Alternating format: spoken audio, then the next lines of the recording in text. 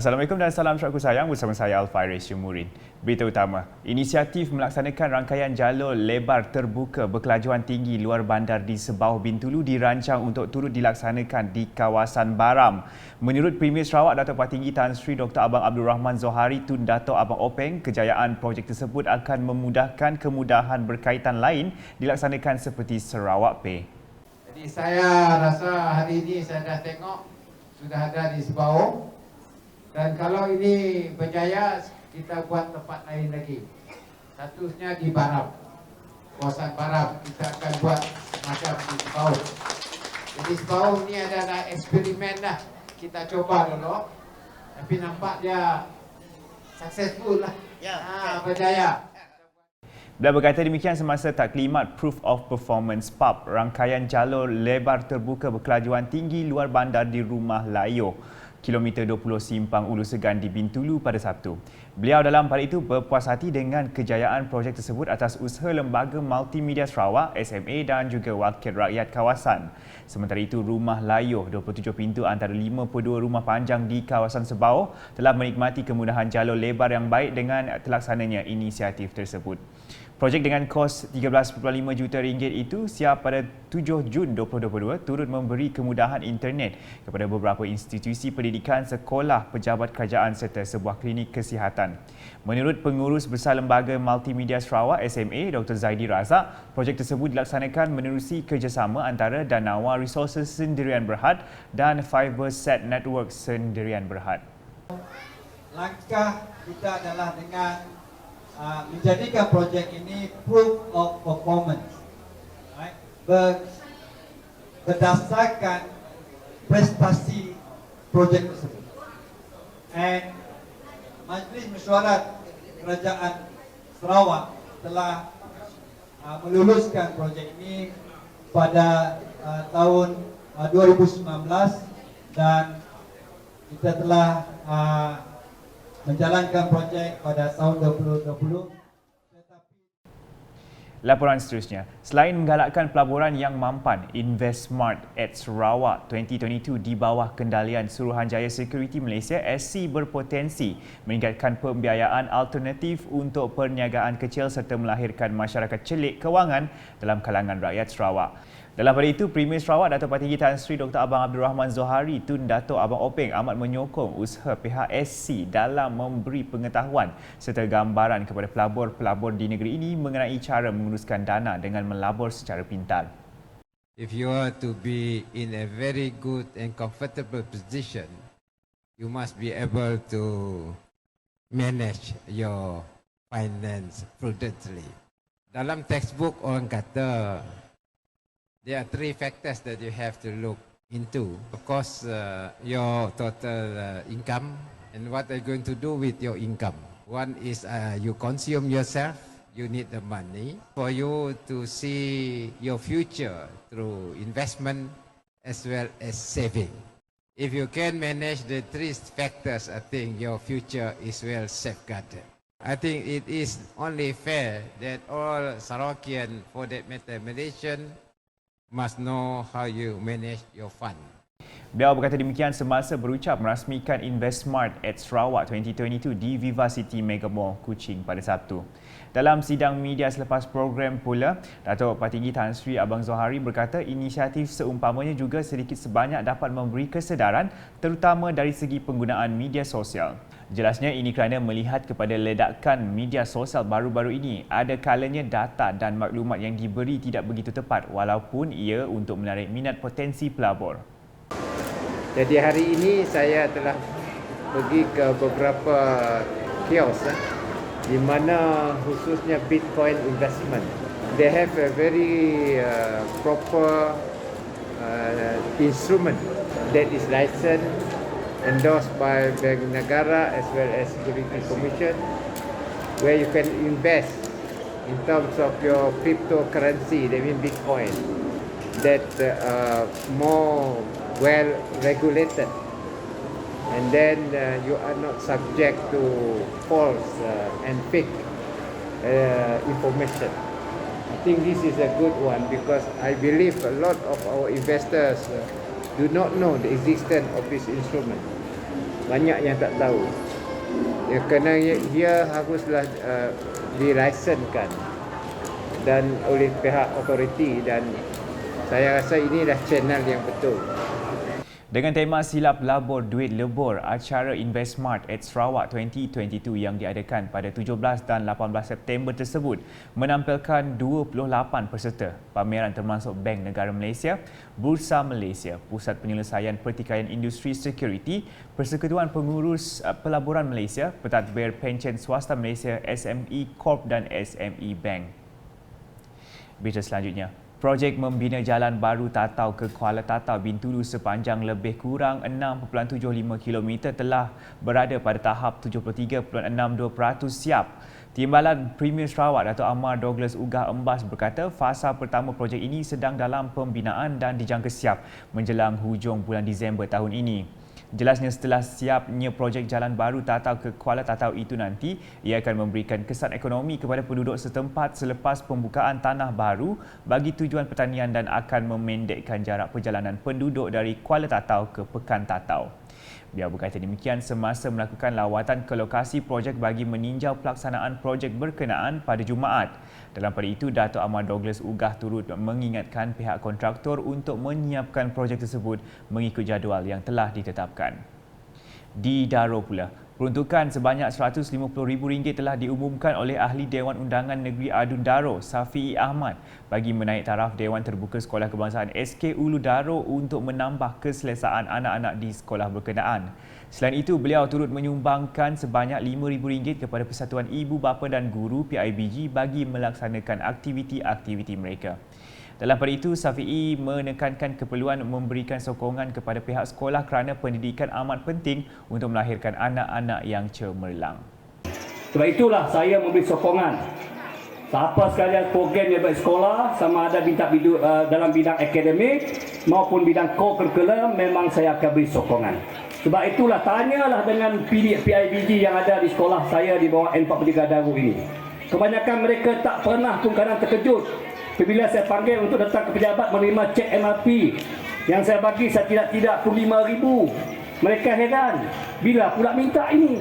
Saya sebenarnya tidak perlu untuk meminta kerana saya tahu bahawa ini amat diperlukan oleh PIBG kita di sekolah.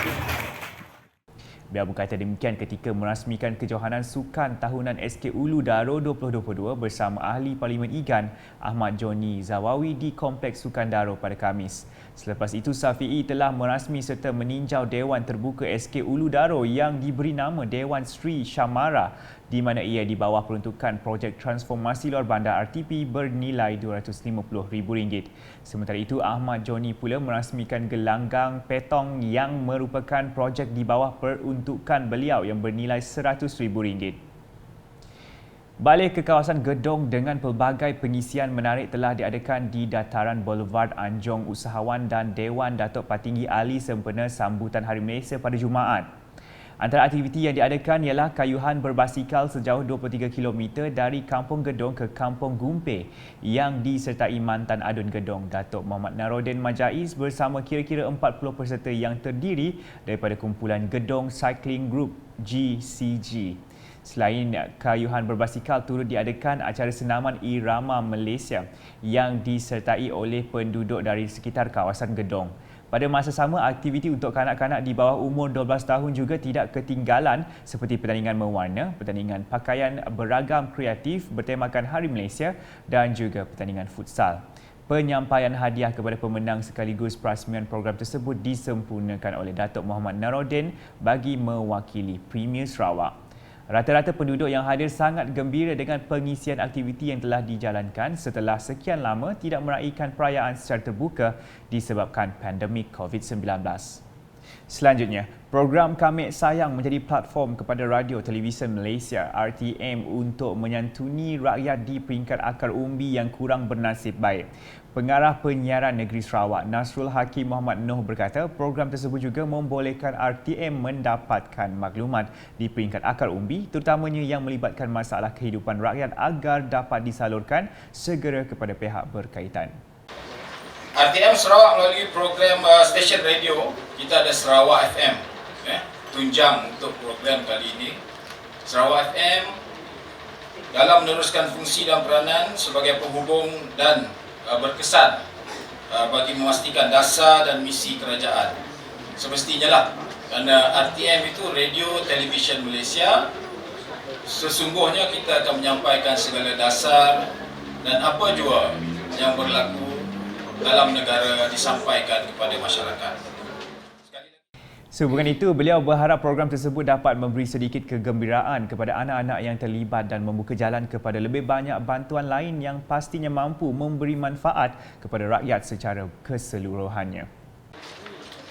Pada program Kami Sayang kali ini, kita dapat menghimpunkan, dimaklumkan pada saya ada 50 orang anak-anak, ya, anak-anak yatim dan asnaf yang kita datangkan dari beberapa sekolah sekitar Kuching, ya, Hikmah dan juga Pusat Perlindungan Kanak-kanak Tok Puan Hajah Norkia. Okay. Janganlah kita berasa kecil hati walau kita membawa title anak yatim atau asnaf, kerana ramai golongan yang berjaya di luar sana merupakan anak yatim.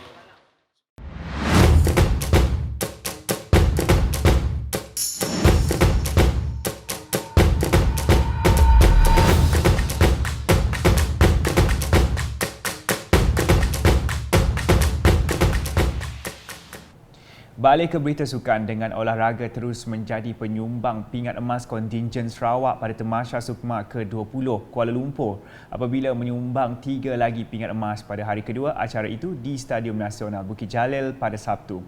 Rejaman sejauh 43.45 meter oleh Eng Jing Zuan memastikan pingat emas menjadi milik Sarawak. Gangsa pula diraih rakan sepasukan Jing Zuan, Farisha Atirah Wai, manakala perak dirangkul Pavitra Devi Jaya Indran dari Pulau Pinang.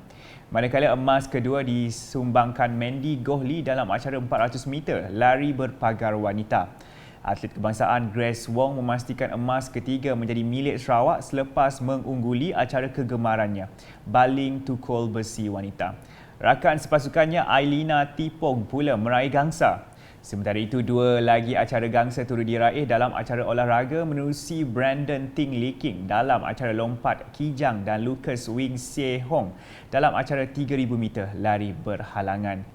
Dalam pada itu, pasangan Muay Boran wanita Sarawak Nur Arifah Mahsunah Baharum dan Nur Afikah Musfirah Baharum berjaya mara ke pusingan separuh akhir acara itu setelah mengumpul 8.40 mata dalam acara Muay Thai yang membuka gelanggang di South City Plaza, Sri Kembangan, Kuala Lumpur. 2 atlet perseorangan lelaki turut mara ke peringkat seterusnya selepas menang ke atas lawan masing-masing. Muhammad Hasbullah Mod berjaya menumpaskan wakil Terengganu Wan Adam Zahin dengan kiraan TKO, manakala Ayu Adika Azmi menyingkirkan Muhammad Arash dari Kelantan juga dengan TKO. Sementara itu, acara e-sport turut membuka gelanggang hari ini di Coal City Mall dengan Sarawak turun bersaing dalam acara Dota 2, Pro Evolution Soccer dan Mobile Legends. Acara squash juga memulakan saingannya di Jalan Duta menyaksikan pemain perseorangan lelaki Sarawak Nathan Kueh berjaya mara ke suka akhir selepas menewaskan atlet Selangor 3-0. Berikut pula merupakan kedudukan jumlah kutipan pingat terkini serta kedudukan carta Negeri Sukma 2022 setakat jam 5 petang.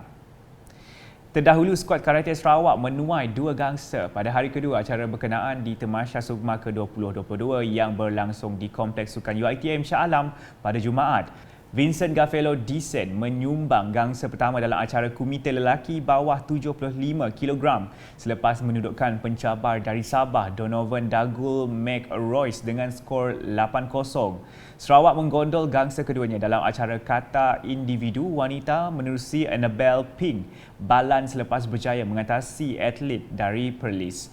Dalam pada itu, berlaku sedikit kontroversi selepas pingat gangsa dimenangi seorang lagi atlet Komite Sarawak. Barat dibatalkan dan dianugerahkan kepada lawannya dari Sabah. Difahamkan semasa perlawanan hampir tamat, Barat dianugerahkan 3 mata ipon untuk membolehkan beliau dinobatkan selaku pemenang. Bagaimanapun, pengadil membatalkan kemenangan Barat dan menganugerahkannya kepada Sabah selepas pihak lawan membuat protes terhadap serangan beliau pada saat akhir permainan. Satu lagi perebutan gangsa melibatkan peserta Sarawak Nur Shah Zanani Izzati memihak kepada lawan dalam acara komite melebihi 68 kg wanita. Sarawak akan meneruskan kempen dalam acara komite lelaki pada Sabtu. Sekian edisi malam bersama saya Al-Faris. Jumurin berita lebih lanjut boleh didapati di semua platform media sosial UKAS termasuk portal ukas.sarawak.gov.my dan UKAS channel di YouTube. #menyebar fakta, salam UKAS.